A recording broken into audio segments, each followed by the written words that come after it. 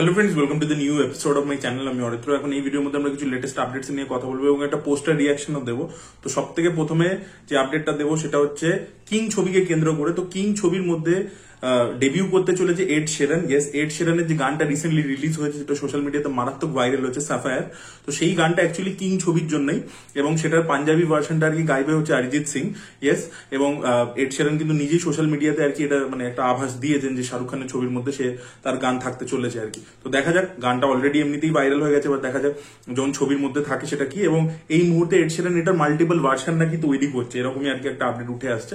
তো দেখুন, শাহরুখের ছবিতে একন গান গেয়েছে, আপনারা প্রত্যেকেই জানেন, রাওয়ানে সেটা সে করে দেখিয়েছিল। তো সেটা আজ থেকে বহু বছর আগেই শাহরুখ যখন করে দিয়েছিল, আজকে তো করতেই পারে। সে একটা গ্লোবাল সুপারস্টার, তার বিশাল বিদেশে পরিচিতি আছে এবং সেটা সে করছে। এবং যে সাফায়ারে যে এটা ছিল ভিডিওটা, ওটার মধ্যে আপনারা অরিজিৎ সিংকেও দেখতে পেয়েছিলেন, এবং অরিজিৎ সিং এর তো বাড়িতেই গিয়েছিল এড শেরান, আর অন্যদিকে শাহরুখকেও আমরা দেখতে পেয়েছিলাম। তো এড শেরানের আর কি বলিউড ডেবিউ হতে চলেছে কিং ছবির মাধ্যমে। তো দেখা যাক এই গানটা যখন পরবর্তীকালে আসে, অলরেডি ভাইরাল মেটেরিয়াল, পরবর্তীকালে এলে আরো ভাইরাল হবে।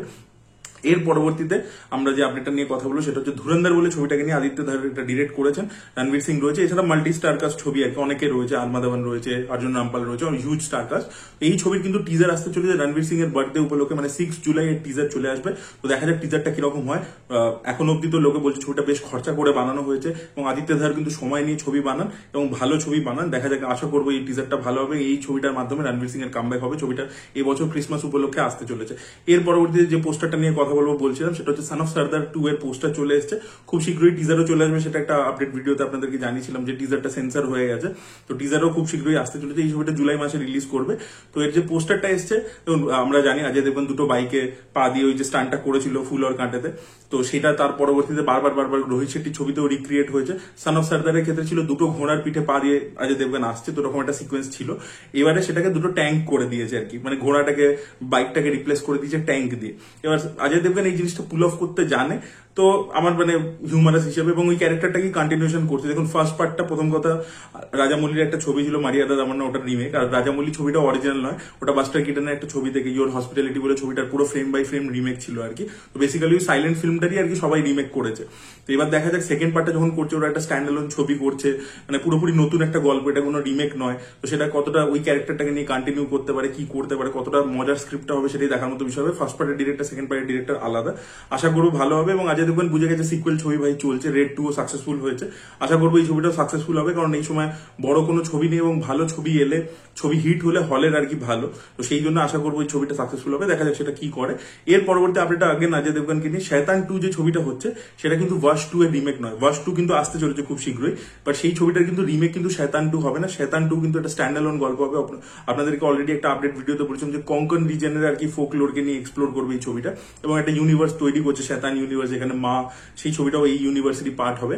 এবার কথা হচ্ছে পার্ট 2টা আমিল কিয়ান খান, যিনি এর আগে রানওয়ে 32 এই ধরনের ছবি, দৃশ্যম 2 সেগুলো রাইটার হিসেবে কাজ করেছেন, তিনি একটা গল্প লিখছে যেটার উপর বেস করে কিন্তু শয়তান 2 হবে। এবার দেখা যাক। ওয়াশ ছবিটা খুব ভালো ছিল, তাই জন্য শয়তান ভালো ছবি হয়েছিল। ডেফিনেটলি পারফরমেন্স অজয় দেবগন আর মাধবন দুজনেরই ভালো ছিল, জানকি বডিওয়ালারও কাজ ভালো ছিল, বাট অরিজিনাল ছবিটা রাইটিং ইত্যাদি খুব ভালো ছিল, স্ক্রিন প্লেটা। এবার সেটা সেকেন্ড ছবিটার ক্ষেত্রে যেহেতু তারা পুরো নতুন মেটেরিয়াল বানাচ্ছে, সেটা কতটা ভালো হয় সেটাই দেখার মতো। পরবর্তী আপডেটটা হচ্ছে আমির খানকে কেন্দ্র করে। তো আমির খানের অ্যাকচুয়ালি এই সিতারে জমিন পার যে ছবিটা, সেটা সোনি পিকচার্স ওদের সাথে অ্যাসোসিয়েটেড ছিল আর কি। তারাও ছবিটাকে কো-প্রডিউস করেছিল, তারা স্টুডিও হিসেবে অ্যাসোসিয়েটেড ছিল। এবার আমির খান যেহেতু কোনো ওটিটির অফারই নিচ্ছে না আর কি, সব অফারই রিজেক্ট করে দিচ্ছে। নেটফ্লিক্স অফার দিয়েছিল 125 কোটি টাকার, প্রথমে প্রায় 60 কোটি টাকার অফার ছিল, তারপরে সেটা বাড়ি 125 করেছিল। আমির খান সেটা রিজেক্ট করে দিয়েছে। তার পরবর্তীতে অ্যামাজন প্রাইম একটা অফার দিয়েছিল 120 কোটি টাকার, সেটাও আমির খান রিজেক্ট করে দিয়েছে। এই দুটো অফার রিজেক্ট করে দেওয়ার পরবর্তীতে মানে সোনি পিকচার্স খুব একটা খুশি ছিল না যে ভাই তুমি পরপর ওটিটি থেকে কেন আর কি অফার রিজেক্ট করে দিচ্ছ, বিকজ স্টুডিও যে টাকা দিয়েছে সে চাইবে তার টাকা সিকিউর হয়ে যায়।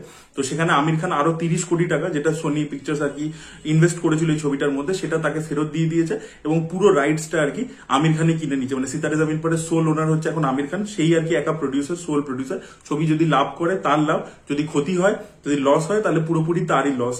কোনো স্টুডিও কিন্তু ব্যাকআপ হিসেবে থাকবে না আর কি।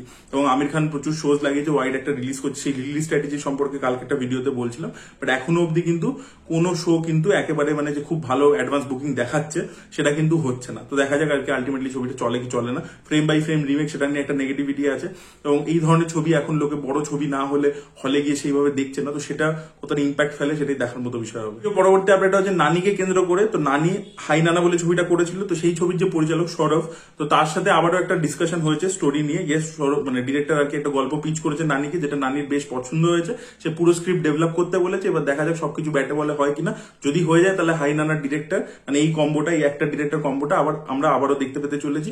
এবার দেখা যাক ড্রামা জোনেরই ছবি হয় নাকি অন্য জোনের ছবি হয়, সেটাই দেখার মতো। আপডেটটা হচ্ছে লোকেশ কানাগড়ার কুলি বলে ছবিটা নিয়ে, যেখানে লিড চরিত্র প্লে করছে রজনীকান্ত, এছাড়া উপেন্দ্র, নাগার্জুনা, হিউজ একটা স্টারকাস্ট রয়েছে, সত্যরাজ, আমির খানের ক্যামিও রয়েছে, হিউজ একটা স্টারকাস্ট রয়েছে। তো এই ছবিটার কিন্তু মানে ওভারসিজ রাইটস বিক্রি হয়েছে 68 কোটি টাকায়, যেটা জেলার 2 এর থেকে মানে জেলারের থেকেও অনেকটা বেশি।